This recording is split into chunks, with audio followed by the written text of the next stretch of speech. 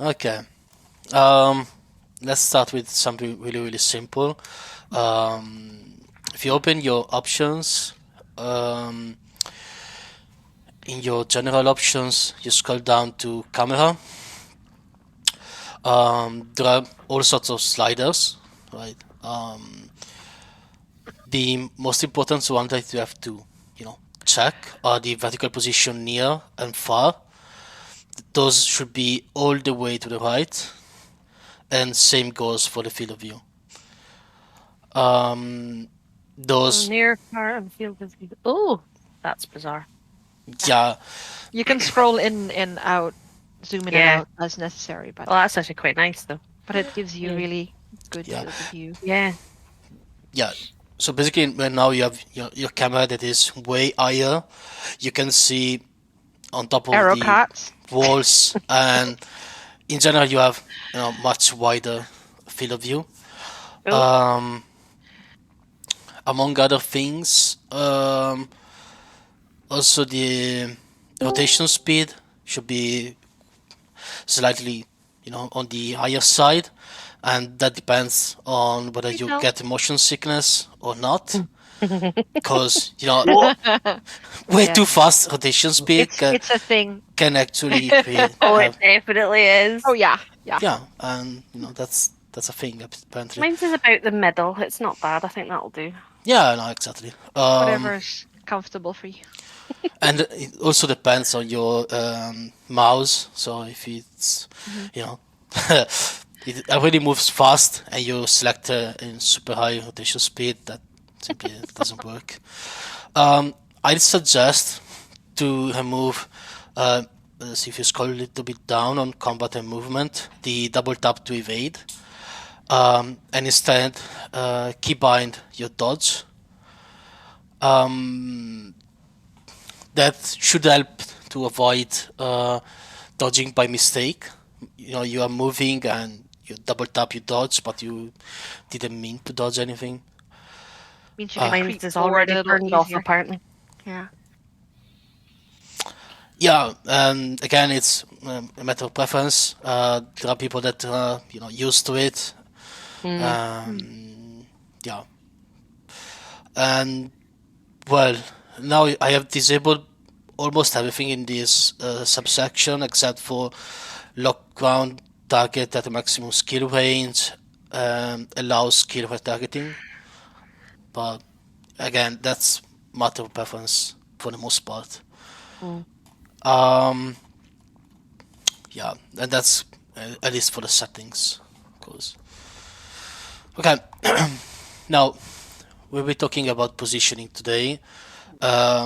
It's one of the many parts of the reactive gameplay and how to fight without the commander telling you every single thing that you have to do. Now we are in this arena. It's not. It's because we should be able to stick to the commander at the center range. All of us, I think most of us have some skill that have some kind of ground effect, like Symbol of Faith has a little bit of range. Hollow Ground has a lot bigger range, right?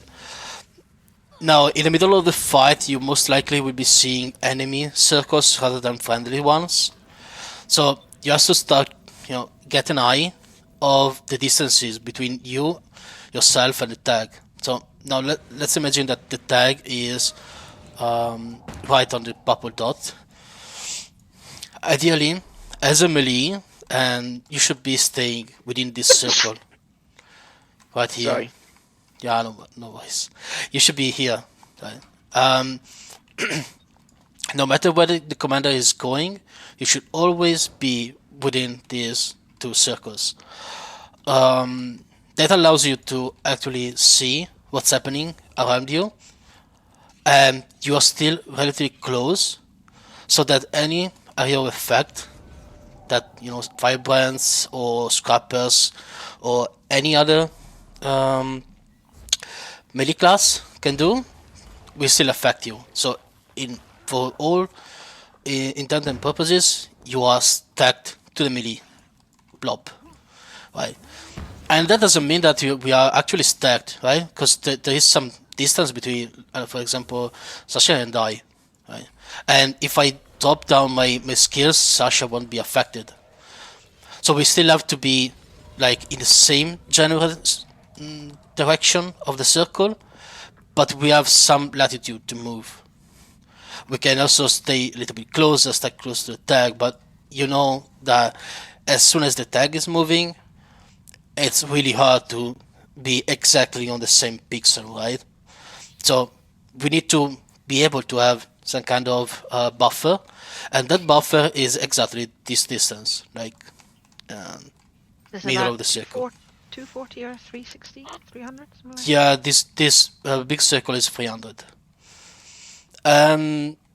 So basically, I won't be able to reach with this circle, but let me see if I have something that has 300 and stays on the ground. No, because I have 900, maybe. No, yeah, 240, because that's the Look at that. Brady. yeah.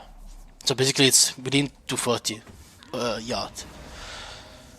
If we are running a tight melee stack, we might want to be a little bit closer than 240. So, right in the middle between these two circles. But otherwise, if you are moving, staying within these 240 yards is perfectly acceptable. With the changes of your camera, you should be able to see much more about the field. Following the tag might be a little bit easier. Now, we always hear Commander talk about stacking, right? Stacking is why is it important to stack within, a fight group or even any group. You know that most of the damaging classes drop down fields that have some kind of AoE cap. It can be 5 for most of them. It might be higher. If we are moving as a stack, this cap it will be reached almost immediately, and not all of us will take damage, right? Because only five people will take any damage at all. How are those targets chosen? Is it purely random? Yeah, purely random. So it's not a case of it's 10 targets, so everyone takes half a dose of the target. It's just 5 random people. Yeah. Yeah, so basically, it's not like you split the damage. You pick 500 people, and those will take all the damage per tick. So someone the game could does anyway. So you could be screwed royally just by RNG and get hit by everything, or you could be lucky with RNG and a 40-man group, everyone gets hit by one thing. Exactly. And you increase the odds by staying together. Right. Because, the skills will hit 5 people. If we are all together, we now have roughly 50% chance to be hit. Right? Chico, it's not quite correct. The 5 people closest to the center of the area will get hit. Yeah, So, I if mean, people drop it on you, it's basically random because you cannot see where the center is if someone drops it. yeah. So that makes it RNG Yeah, for but- field but, purposes. Yeah. Yeah, but on the other hand, if you are aiming, toward a certain area, you can leverage the fact that, you are going to hit that area in specific, right? So, it pays off to aim at people when on dropping the down. on the attacking end. Yeah, On on the attacking receiving side. end, you can't influence anything on the receiving Exactly. end. So yeah, that's the importance of stacking, right? So it's not like we are splitting damage, but we are decreasing, or rather most of us will get damage evenly, hopefully. Of course, someone can be randomly killed by this kind of RNG, but we always hope for the best. And hopefully it won't be you that dies to the RNG, it's someone else. Yeah, And exactly. insta-death is very rare. Normally you might get down, but if you're on the stack, then there's a higher chance of getting rezzed as well. So. Yeah, and being on the stack, again, being on the stack, it means staying within this distance. It means that you also be receiving all kind of boons, and all kind of effects. Which brings me to another And point. you're on about the second circle, not the first circle, or you're on about the first one? No. Exactly where I am in. Let's assume that the commander is the purple dot. So Yeah. this kind of distance is being on the Two stack. steps away, basically. Because I know as a healing scrap, I want to be slightly behind the group, so my projected heals hit people. Yeah, Because if you're behind me, I can't hit you with my one ability, which does healing.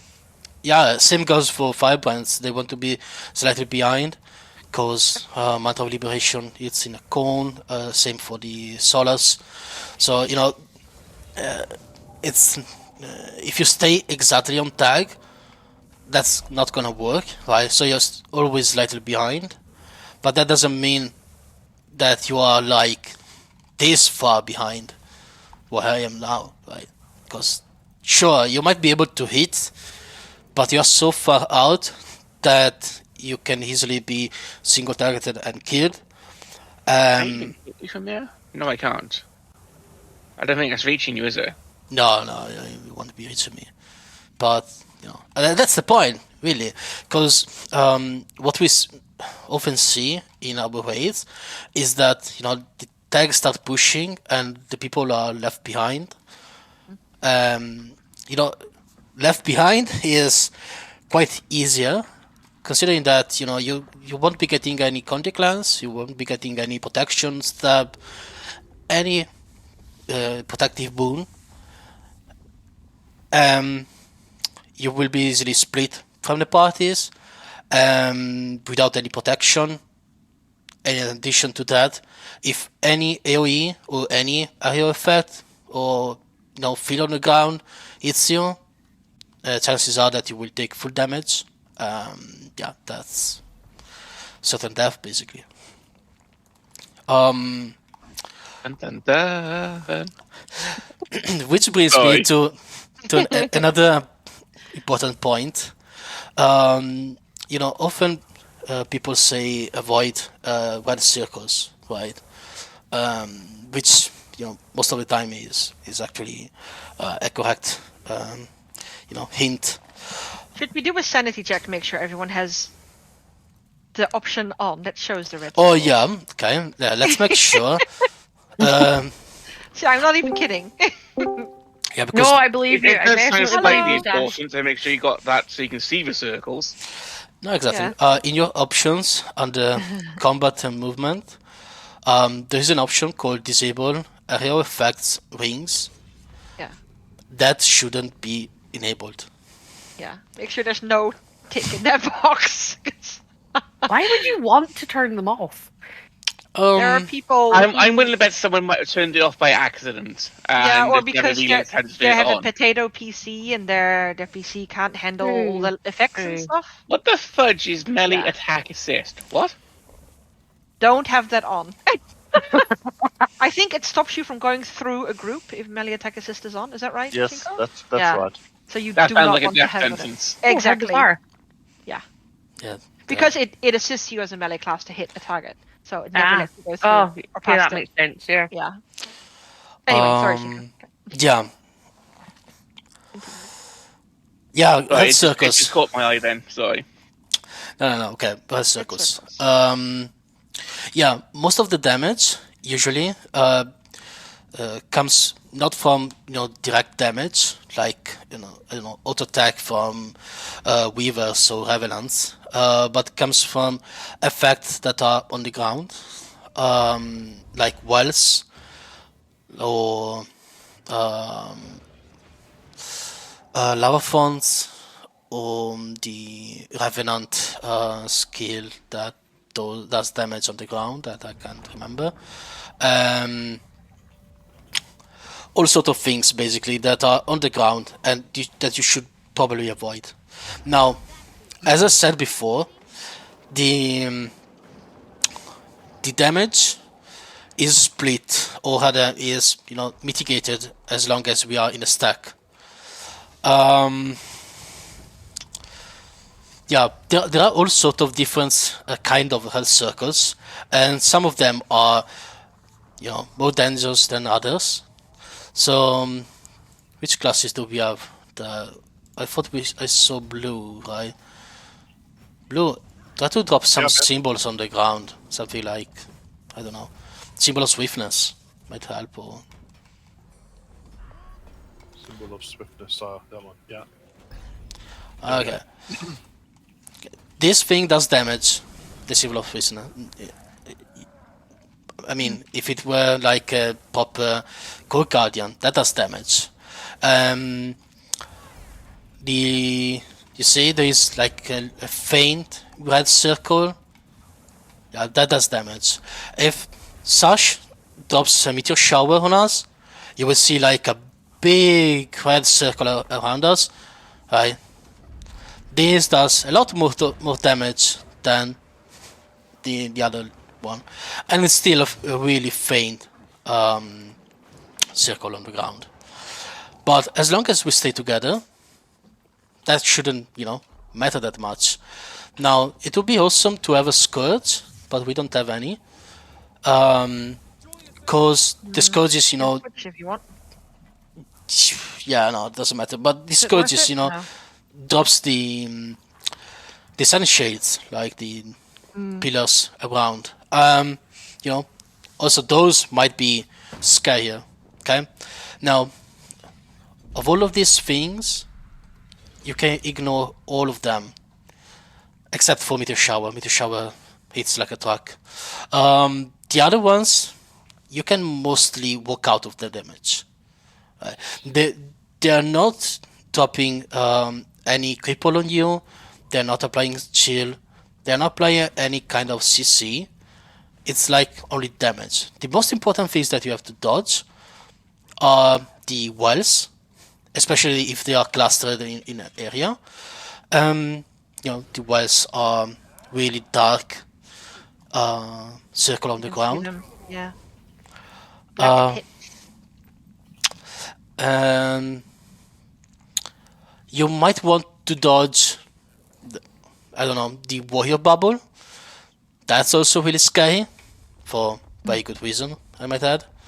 And the warrior bubble is this like big ass yellow dome. But more importantly, and that's bring me to another point about positioning yourself.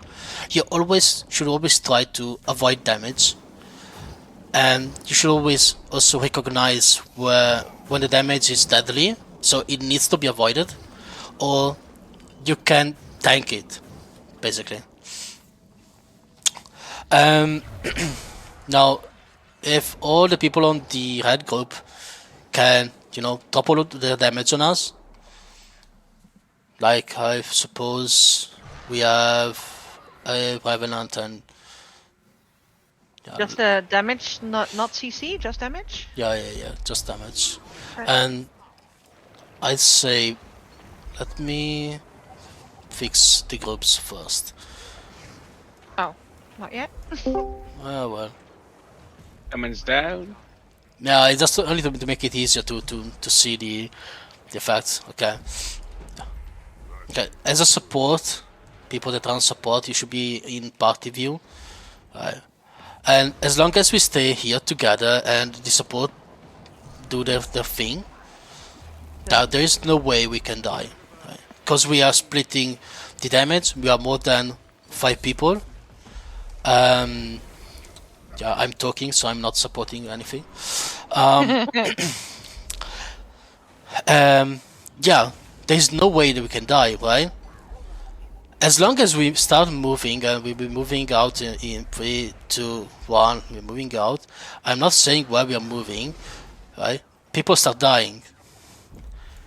Why people start dying? Now, we just broke what I said before about stacking, right? We were not stacked, therefore the damage that were on the ground was yeah, also PvE equipment doesn't help, but that doesn't matter for my explanation. It got you know, singled out and he died because it probably was slower and full berserker. Right.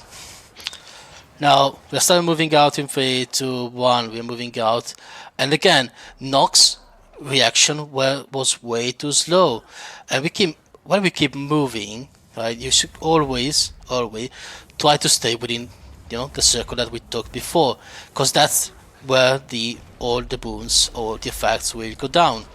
And as long as you keep an eye on me, right, you should be able to stay alive. Now, the enemies are kind enough to stay exactly still. Where they are. Exactly. Usually that's not the case, right? No. Got the super glue out. They're stuck to the ground. So if the enemies start moving, you know, circling us around, while you look at my tag, right, you should also always be looking at what the enemies is doing. Right now they are chasing us, right? So we will probably turn around and they will go the other way. But it's not like I have to tell you what I'm doing, right? You can see my tag and you can see the enemies. Now they are clouding. Guys, stack together, enemies. Be like a little ball of death. Okay. Okay. Like the same as we are doing, right? We are moving around. We are avoiding the shit that are dropping. And our objective basically now is avoiding the circles without dodging, right? For the most part, at least. Because when they start bombing us, then we dodge away. If you do as Nox did, and you know, decide not to dodge, for example, and I'm picking on you, Nox, just because I like picking on you. At least you're honest. You probably die, right? There we go. So therefore, that brings me to my next point. Now the ball of death is going to kill us. We normally we do have a couple of dodges available. Some of our classes use energy symbols, so that gives, you know, an extra dodge. But that doesn't mean that you can, you know, dodge everything that you see on the ground. And you should really be picky about what you're going to dodge. Also, I see that our esteemed commander is now here. So as I was saying, there are some big skills that, you know, needs to be dodged. One is, of course, the Warrior Bubble. The other are the wells. The shades are not that dangerous as you might think, because they got nerfed a lot. They only affect 2 people. So as long as you are in a stack, chances are that you won't get any real damage from them.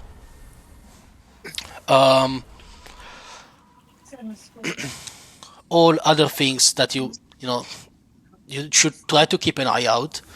And I'm not saying that you should be focusing, you know, the field, you know, watch all the things that are going down, because, you know, Guild Wars 2 is with amazing graphics and with all sort of effects. So, you know, looking at the ground is not really always a possibility. But you should try to be able to identify the lava fonts or the wells and try to dodge those instead of dodge everything. For the most part, if you're not crippled, you should be able to simply walk out of the damage. Our Firebrands will most likely give you protection, Aegis, and try to mitigate as much as damage as possible. While your Scrappers are going to heal you up, and as long as you are in a stack, the Scrapper can actually heal you. If you are not in a stack, then you're probably dead. So that's the main giveaway. Other things that are important in following the tag is try to stay behind and not exactly on the tag. As I said before, slightly behind is fine. Stay within, the small radius that affects people. But staying exactly on the tag is, for the most part, really dangerous. Because as you are able to see the enemy commander moving, or the commander is usually the person that is in front of all the moving enemies. So assuming that you are able to see the enemy commander, you can assume that the enemies can also see the commander, and they will try to drop the damage right in front of him, which is one of the smart thing to do, right? Because if you're moving this way, if you start dropping damage in that path, chances are that we will walk into it. That's so staying exactly on tag, it's okay. Stay a little bit behind, better. Going in front of the tag, that's really a bad idea, because quite often the commander will change direction at the moment notice, and if you are in front of him, you will be left alone. And as I said before, if you are alone, you're probably dying. And I conclude this section, at least, by saying that, as commanders, we do our best to, tell you when to dodge, or when to avoid damage, or when to react to, what the game throws to you. But, we are all humans, and we sometimes have, a reaction time. So we probably should all learn to avoid damage before the commander is actually telling you, guys, move, or guys, back, or guys, dodge, please don't die there. Don't stand in damage. Right, don't stand in damage. Can I add a couple of things before you Yeah, sure. Close off this chapter? If you're not sure about how big a damage you've just stepped into, I know this sounds really silly and common sense, but it's amazing how many people don't actually do this. You have a big red circle in the middle of your skill bar. That's your health bar. Your health bar will tell you how much damage you're taking, right? So normally if you stand in a big damage circle, you'll lose like a third or half of your health in one go. Don't do that. Right? Let your health decide whether you need to be on the tag. If you need like a oh shit heal, normally on the tag is the place to be, because that's where all the heals and the boons and everything else will go down. So don't let your health drop too far before you react. Also because most of the damage classes in Guild Wars 2 have some kind of trait that allows any enemy that gets you to 50% health or lower to spike you even harder. So if you react too slow, then chances are before you realize your health is too low, you already have one foot in the grave. Another thing is tag tracking is used a lot as a term, and something that everybody should be doing, yada yada yada. It's really tough. But try and keep the commander tag somewhere in your field of view, no matter what you're doing. You now have the camera settings set, so you have full field of combat. Don't think, oh, we're standing still, I don't need to know where the tag is. No, you always need to know where the tag is, because at some point we're going to get stealth pushed, we're going to get ambushed. Anything happens in World v World open world.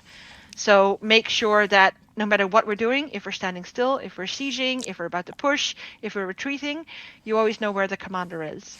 And Yeah. that awareness should help you a lot. And to add to that, the commander is not a mystical creature. He is reacting to what is happening in front of him. It's a unicorn. Yeah, except for Mac. Mac is a unicorn. But A unicorn. The unicorn, yes. There's so other- many ways that conversation could go. other commanders are not. They're reacting to what's happening in front of them. Yeah. If they can do that, so can you, right? It's not really that difficult. I mean, yeah, it takes practice, of course, same as everything else, I guess. But you should always keep an eye on your squad and the enemies. And the Because enemies if you can see the enemies like coming in this direction, Yeah. and we are standing here, they will probably come directly for us. So we need to move, right? It's not like we can stand still and enjoy a vacation. No, we have to do something, right? So the commander will probably tell you, let's move on the left side. Okay, now you knew already that we would have to get moving, so now you know the direction, but if the commander doesn't say anything, it's not like you stand still. Move, do something, like start agitating yourself, jump. You know that something is going to happen, so you need to be ready. Just on that, really quickly, sorry to jump in. Do you ever see a boxer stood still in a ring when he's in a match and he's not taking punches, but his opponent's trying to misfoot him or position him or something like that? Or do you see them bouncing up and down, moving, changing foot positions and all of this lot? Which one do you see? Only if you watch Neither, I don't watch Boxing Right, okay. Fine. Well, boxers It's won't really stand obvious it's still, debating. okay? Yeah. They will stay on their toes, they'll stay lively. There's a term in military that says stay frosty, okay? Basically, if we're stood still and you're sieging something and it's there and you're getting apprehensive or you're getting antsy or anything like that, hit your fucking spacebar, do something, move, strafe, left and right, move backwards or forwards, stay active. It keeps your mind going. It stops you falling into that low sense of security and it keeps you going. Believe me, it's so stupidly pathetic and simple. It works. Carry on, sorry. I think we'd reached the end pretty much. Yeah, sort of. I think I Any was. questions? Any I might questions have. from the group about what we... Yeah. Let's try Let's to take some convey. questions. Silent. Mac, I'm looking at your stream. How do you have numbers coming up the side like that? It's an ARC DPS add-on. Don't do it. Don't I'll do it. post it in Discord for you, but it's do if it, you it's a download trap. add-ons manager, it's all an in add-on that you can Discord. get there. Oh, there you go. It's in Discord. Yeah. It's Scrolling text or You something. can also turn it off if you decide it's not for you. If this is No, finished, no. I find that easier than what the default is. Okay. I didn't Shinko, realize you've that was done a with what setting in this game. you've been through, mate. Yeah. So what? Have you finished? Guys, if you've got questions, don't hold back. Ask. The ask. worst thing you can do is stay silent and hope that nobody else notices that you've missed something. Stay, because it's the easiest and the best way to learn. You've got a lot of experience in this particular guild hall. If you don't tap into it, you're never going to get those areas completed, finished, done, and improved on. So if there are questions, ask. If there's not, for any reason, for those that can, just take a look at my screen for a second. I want to show you something, mainly the firebrands. I want you to see this. Okay. Everybody in red, in a minute when I say I want you to start hammering down onto this little squad here, and everybody that's here, bunker down, okay? Stack on the tag, stay nice and tight, and we're going to stay still. I want stab going out and everything like that. What I want you to do is watch what happens when I come out of my Aegis tome, okay? You want just CC or just damage? Anything, everything, bring it. Okay. All right, but Call what it. I want the firebrands to do is Yeah. watch what happens to my Aegis tome cooldown, okay? And I want you to watch it because I want you to see how stupidly potent this build is. Now we've got one scrapper. Tell, jump out of that squad and come over to here, mate. No, we are Nox here. It's fine. Oh, we got Nox. Yeah, we got Nox, but we need another. Yeah, Nox is fine. All right, stay there. It's more Right, than guys, enough. you ready? All right, start hitting us in 3, 2, 1. Now, stabs up. Courage. Projectile hate. Keep the stab rolling, keep the stab rolling. Now I'm into my Aegis rotation, okay?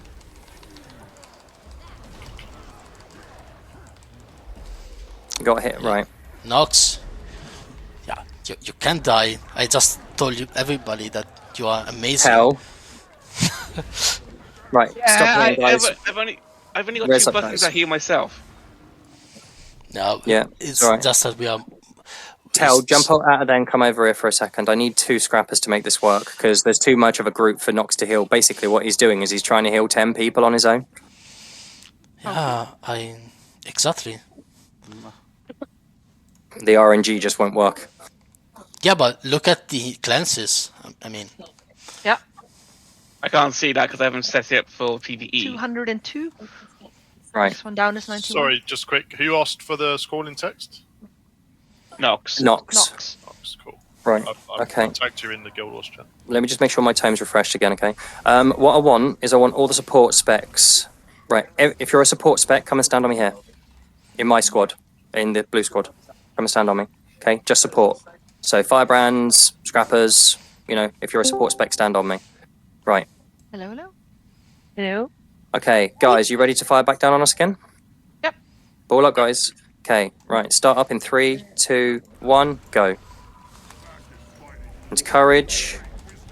Projectile hate. I'm putting stab out for this one. Going into my Aegis rotation. 1 block.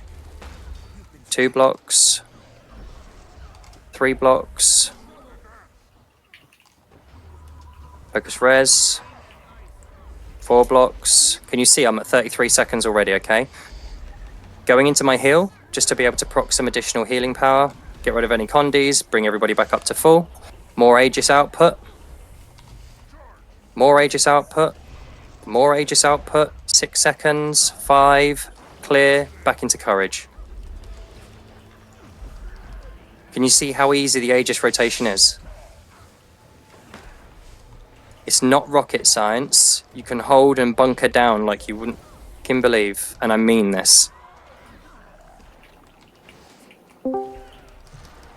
Okay, so I want you to see just how potent it is just to apply Aegis, okay? On your mace 3, on your shield 4, on your heal, on your advance, okay? You're also traded here, communal defenses, 15-second cooldown. Blocking an attack grants Aegis to nearby allies. So just on an ICD in one skill, if you block an attack within a 15-second ICD, you'll also give Aegis to your squad as well. So there's another application there.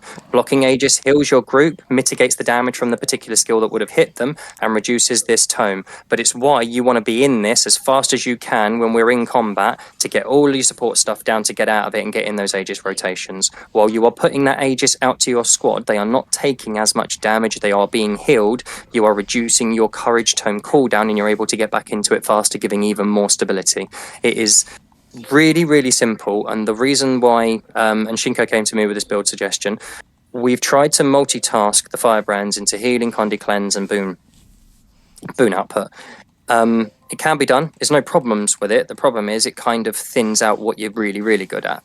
We've decided to take the overall condi support. We still give a little bit when our shouts are cleansing conditions and stuff like that, but we've taken the majority of the healing support and the majority of the condi support or condi removal support away from the firebrand to focus on boon uptime and boon output. That means that the support specs are getting enough of it to be able to put down or to do their jobs and support the rest of the group, and the damage specs should be off their arses long enough to be able to do the same thing. We've incorporated hallowed ground into the build and got rid of the clear condi cleanse mantra. This gives more stability. You've got stand your ground and we've got our elite. When we're in our courage tome, we've obviously got our 5 that will give you stability and our 1 as we pulse it, which will give you stability. There are so many sources now. It does, and I've mentioned this in the announcement, it will put more spotlight onto the scrappers. If you are not doing your job, it is going to be very, very, very clear. That's not to try and put you under pressure, guys. It's just the nature of the change that's been made.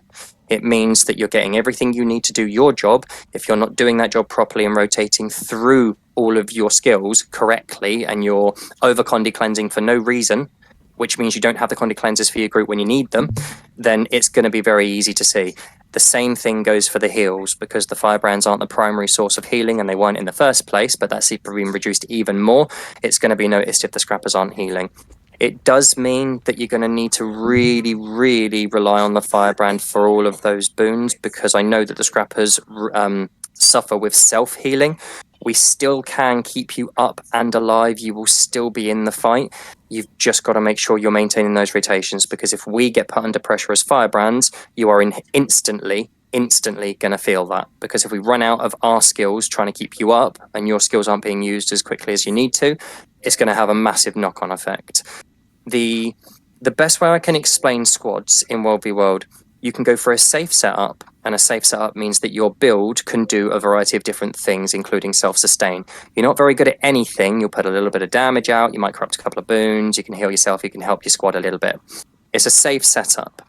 We don't run those setups because you get more reward from stuff like this where you're min-maxing. It means that you've got to put so much more dependability into your squad and faith into your squad, but you get much more from it when you're doing your part in that process. Does that make sense to everyone?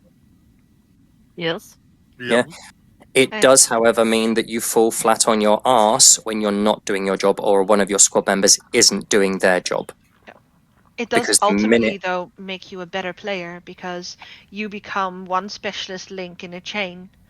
And yeah, if one link breaks, then it weakens the chain. But if you're strong, if you get better and you work to get better, and since you're now focusing on less things, hopefully that will mean you're able to get better at those fewer things. You're no longer a jack of all trades, you're a master of one or two. Learn not to panic push your buttons. All right, this is the biggest thing I can try and stress to any player. If you panic push buttons because the flow of combat and the situation says that we're in a pretty crappy situation, the default process that people will go through, and it's a rookie mistake, is to push as many buttons as they can, because they feel like by pushing as many as they can, they're getting more skill activation to do something. It actually has the reverse process and effect, because what happens is you blow every single possible cooldown that you've got. You live through the first part of the engage and you die in the second. One, because you haven't got the skills you need to stay alive, and two, your squad don't have the skills that they need from you for them to be able to stay alive. So control what you're doing. Look at what's taking place. Listen to the comm. See what the flow of combat's doing. Read what the squad are doing. Learn to use your dodges as an evade mechanic, not like as a bloody suite that you've just got to have. Okay, because it's the largest evade mechanic in a game. It's very unique as well. Not a lot of games have dodge mechanics like this. Very few. All right. So learn to read the state of play. Use your skills proactively, but use them to the best of the situation that's presented at that time. If the squad that's opposite us right now decided to push into us and start to bomb, as a firebrand, the first thing I'd want to do is get out of that. But I can't guarantee that I can get out of that unless I know that my squad have got stability, they've got some Aegis, they've got some resistance and everything else. So the first thing I'd potentially do is throw my hallowed ground down, jump into my courage tome, I've just come out of the fucking thing, and throw down some of my skills and start to move, okay, while I'm moving, not stood still doing that, while I'm moving. If I just turn around and go, shit, I gotta get out of this, dodge, okay, get some stability, do all of this, all of a sudden I've just wasted a shit ton of cooldowns for no reason, including all of my endurance.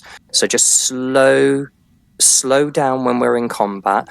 Don't cloud. It's the worst thing you can do. And again, it's a default stance. Get the hell out of dodge. It doesn't matter where I go, just move. Don't cloud. Your safety net inside combat is right on top of the comm. If you're a squishy class, believe it or not, sometimes that can still be your safest zone, because it's where all the heals are going as well as all the damage. All right? Don't think that by standing over here away from the cluster, because all the bomb is going down there, that you're suddenly safe, because you'll get picked out, you'll get CC'd, and you'll get obliterated. Always tag track. Keep an eye on what your skills are doing and your cooldowns. Follow the tag around. But more importantly, take a breath. If you get flustered, if you're not sure what's going on, if everything just gets on top of you, take a breath. Count to 3. Just make sure you've got the tag position and that you're on it, and then carry on. Okay? Everything I do as a comm is designed to put people into more stressful situations. The reason being, I take your standard norm and I will improve that norm. And by doing that, I'm putting you under more stressful situations. And the more that becomes your normal, That's your new normal. That's your new bar. That's your new efficiency level. And it will slowly increase. Your gameplay will improve. It will get to a point where you do a standard fight where you're even numbered, and it's actually really bloody easy because it's even numbered. Okay? And that's how I operate. So before we go into anything, and I need Shinko to take the lead first of all, because I've still got food waiting to be delivered. Does anyone have any questions before we start raid? Any concerns, any issues, anything you don't agree with? If you do, bring it up now, please. Can you show you the rotation again? Because obviously I was spamming attacks and I wasn't watching you. Yeah, all right. So, obviously on a standard engage, okay, this is us pushing. I can show the rotation. No. Go on, go for it. Have you got your screen live? No, I mean unless you know, if you're eating. I'm not eating now. It hasn't turned up, but it's going to be turning up soon. Then please go. All right. Okay. So when you come out of your courage tome, are you talking about going into the courage tome, Blue, or coming out of it? Just I mean, what you were doing cooldowns was earlier what I when you were missed. telling Yeah. us to attack you. Right, okay. So when the attack goes down, okay, when you're leading in, when we're pushing into a zone, don't do anything to me, okay? You're putting your Halagram down to maintain your stability so that you can get into the location. You're going into courage and you're activating your 4 and your 5 and your 4, okay? If there's projectiles, use projectile hate with your bubble, and then you're either, depending on the situation, you're either hitting your 1 a couple of times to get out of the tome because it's already got only 2 pages left. But if the situation's favourable and we can do it, save them and wait for your 4 and your 5 to pop back up again, okay? The minute you're out, you're in Mace Shield. You're instantly resorting back to your Aegis rotation, which is your Mace 3. Wait for it to hit me. Okay, you'll see a pop. That means that you've propped Aegis to your group. Once you've hit that, you can use your 4 and then pop your shield up just to give your group some support and sustain. Burst it before it ends, and then from there you're using your advance and your heal. When to use them is based on circumstance, okay? There is a rotation in an ideal case scenario. I don't like the word rotation because it leads you into a false sense of this will work every time. Knowing where your Aegis skills are and what they will do for your group. For example, if I hit my heal, okay, I'll provide Aegis to my group and I'll give them a little bit of a heal at the same time. And I'll provide quickness based on my inherent trait, but that is it, okay? If I use my Shield of Judgment, I'll do a little bit of damage, but I'll also give my squad protection as well as Aegis. So you've got 33% incoming damage on a multiplicative, not an additive. Don't mistake that if anybody knows what those two differences are. If you activate your Protector's Strike, you need to have a strike come in for it to proc, and then you give your squad Aegis. Okay, if I run around like that and I'm not hit, it doesn't do bugger all. Did you see that pop there? Yeah. That's the animation you're looking for, okay? So it's your heal, advance, shield 4, mace 3, and if you block an attack during your 15-second ICD with your internal trait, you'll proc another instance of it as well, okay? In terms of rotation, really there isn't one. I could say use your mace 3, shield 4, and then use your advance, and then use your heal. But you might find that your squad actually need heal top-up, which means you actually want to be using your heal first. Yeah. Because you'll be mitigating the damage, plus giving them a nice little burst heal, plus healing them because you're applying the heal anyway. So it's dependent on the situation, which is why I always stress to people, you can be given a rotation, giving you an ideal case scenario. But the best thing you can do is get the build, go into build editor, learn how the build goes from scratch, build it all the way up from scratch, find where you've forgotten, learn it again, build it up until you can do it 100%. You know where those skills are, you know what the traits are, you know what the synergies are, you know where to go. It gets into your muscle memory, you know which skills to push. It's all about if you know why you're using certain skills and when, then it makes a lot more sense. And you can decide more easily. You can also react so much faster. Instead of thinking, oh, I had to use this after this and then that. No, Yeah, it's and those about skills. the why, you know, when you are in Dome of Courage, the super big circle that I can't remember the name, but it's the 4th skill. Apply a pulsing field of resistance to your allies. Resistance has been nerfed, but it still provides Still you works. immunity It to. stops you getting immobed. Yeah, exactly. That's basically a counter to immob. And everybody has been stuck pretty big, in yeah. in some kind of Binding roots. immob, right? So everybody can appreciate Markers. being immune to that. That's why if the situation allows for it, waiting for your resistance field, yeah, that can be huge. Yeah. Of Just course, remember, right? again, if you need stability and we are hugely under pressure and you cannot stay in the dome, yeah, it is what it is, right? But otherwise, If you go against squads that are using Immoba beasts and everything like that, right, their main source of lockdown is Immob, but they have to bury the condition, which means they have to apply multiple conditions to cover it so that the Condi cleanse can't remove the Immob. So the instant and natural counter to that isn't a shit ton of Condi clear, it's resistance. Because none of the conditions that are applied to you matter. They don't deal much damage over time, so their dot damage doesn't do anything, okay? And the resistance mitigates the Immob. So you can take your time clearing them, and the Immob doesn't kick in until the resistance is removed or times out. So remember that Immob, its natural counter and best counter isn't Condi Cleanse, it's resistance. The Condi Cleanse is only truly used on our scrappers, not as a means to remove conditions, but as a means to apply massive amounts of boons because of their inherent trait. Tel, can you ping your trait in map for me? And it's the one thing that puts the scrapper in front and center of the meta. It's one trait, and it's so overly stupidly strong, it's insane. If Tel's not here, Nox, can you What ping is it for me Pure into Voice map? or something, isn't it? Yeah, Which one? Yeah. Pure voice. Or purity of Pure something. purpose. Purpose. There you go, That's purity of the one. purpose. Just ping it into map so that everyone can see what it is, okay? We don't Condi clear because we need to get rid of the Condis because it's not a Condi meta, okay? We very, very rarely bump into anything running high Condi spec, and even if we do, it's normally Celestial, not full Condi like Trailblazer. So clearing Condis isn't true priority. The reason we want to clear them is because, one, we do want to eat through to Immob if we have to, but more importantly, this trait converts every condition that the scrapper removes from their squad into a relevant boon.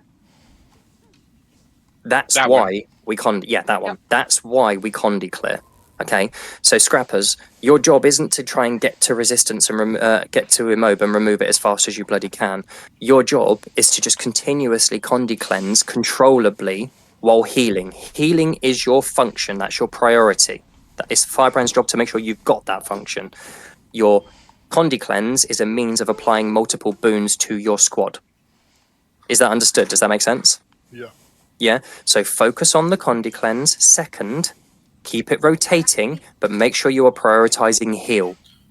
The Firebrands will make sure that you've got the stability, the resistance, the Aegis, and everything else you need in between to make sure that you're doing that. As long as you're functioning and focusing on those two priorities in that order, heal, Condi cleanse, controllably, the squad will just continuously pump out boon after boon after boon, and you'll be up, the squad will be healthy, no one's under pressure, we generate downs, we focus downs. Nice and simple, and it really, really is that easy. The difference between us and a really good GVG or organized squad is that they know all of this already. They've got the synergies, they know what each other's doing, and they're putting it into play. All we've got to do is understand that it is that easy. There's no silver bullet, there's no hidden trick. It's all teamwork.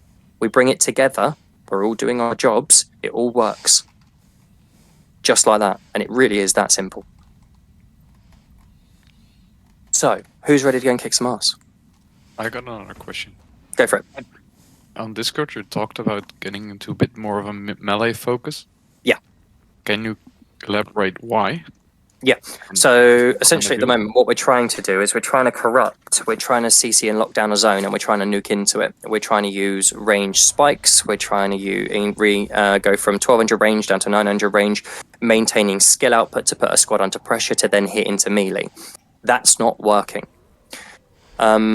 We've got two real choices to maintain some form of consistency and help build everybody in so that we can gel properly and anybody that's new can progress at a consistent rate without being thrown all over the place. We can go more pirate ship, which means we use more range specs and we rely on that range until they hit melee and then use everything else we've got left, like breaches and everything else. Or we can take a more melee-focused approach, bring everybody closer into the tag so that everybody's in the same location, and we can use 900 and melee range as our combat metrics to be able to engage. So I was looking at that from the perspective of using, say for example, we're really lacking in chronos. So we don't have any G-Wells, we don't have any focus range pulls, and obviously we don't have the corrupts from those chronos. Not support either, it's corrupt chronos. So I was looking at bringing that into more of a Scourge-orientated corrupt focus, but that means taking their staff away from them and giving them more melee-focused weapons in between 900 range and melee to be able to corrupt and DPS at the same time.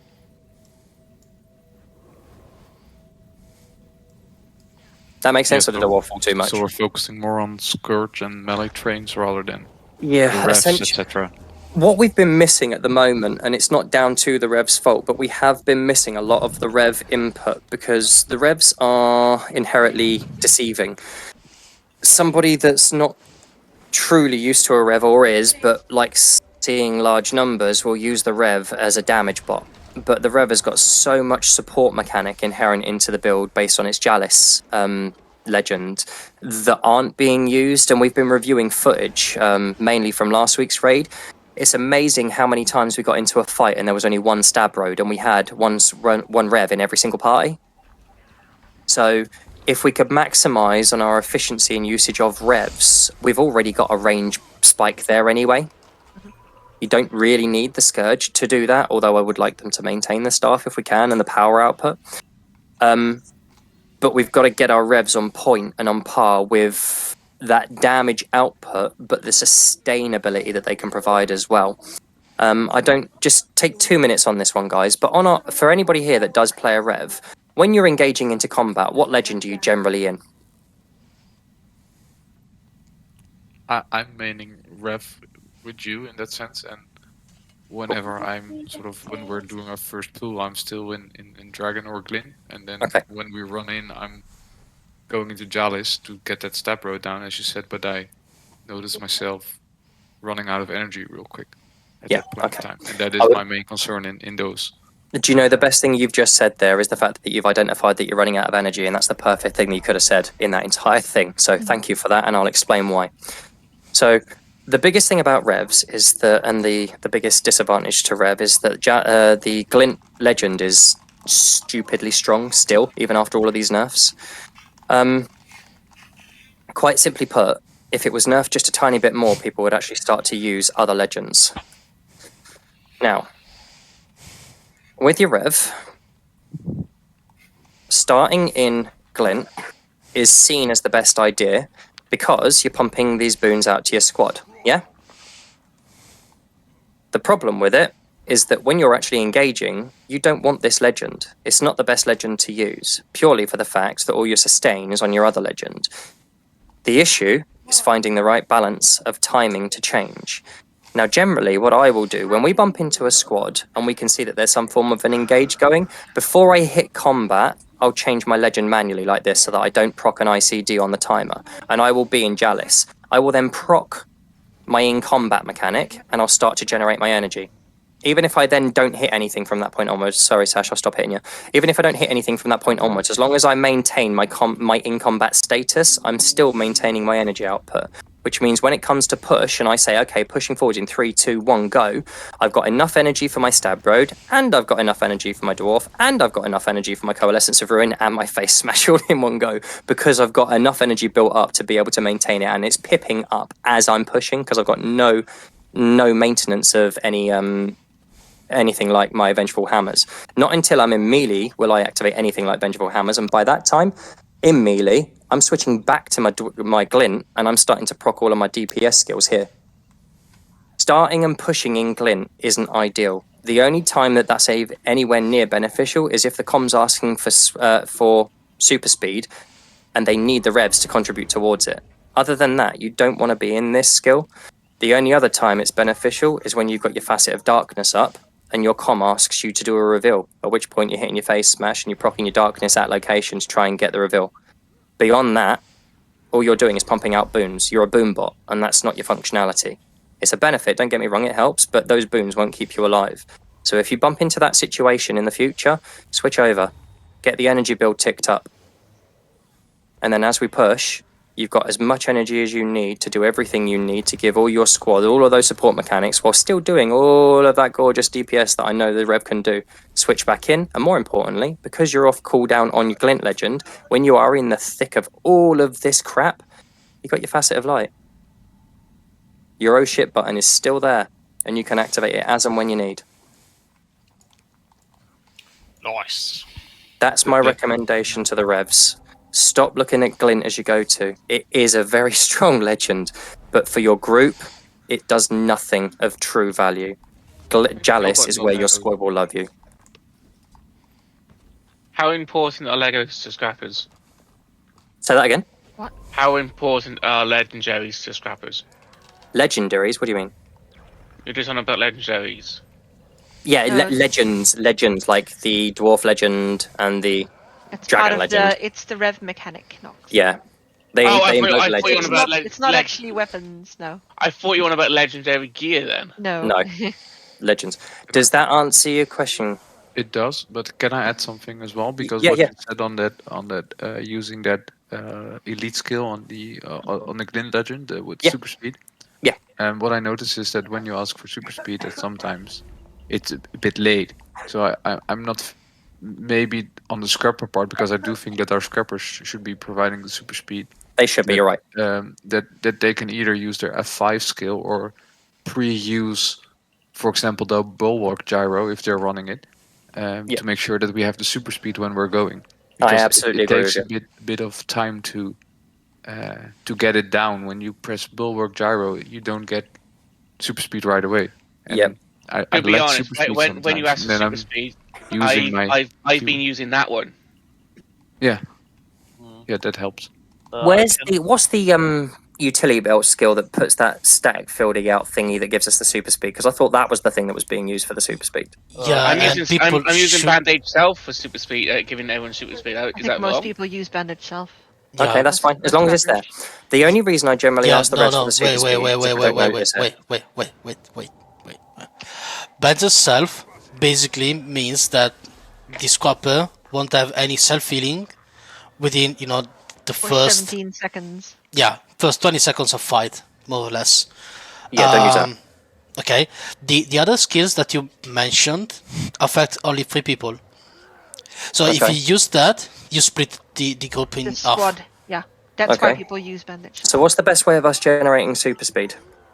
Waiting. I used a pre-pull Bulwark Gyro, and then you get 5, and then on the get-go you get it also from Gyro, some Sneak Gyro as well, and then it stacks up to a nice duration. Okay, fine. That's So what we're I do when basically I'm on saying let the scrapper. gyros, So I basically, don't like when I'm in Rev. let the gyros finish. exactly.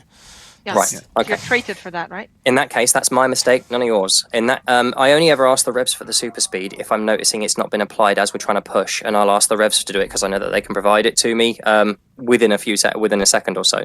But generally, I don't really want the revs pushing that super speed out if they can help it, because it's all the Glint Elite is also a really, really nice CC. Yeah.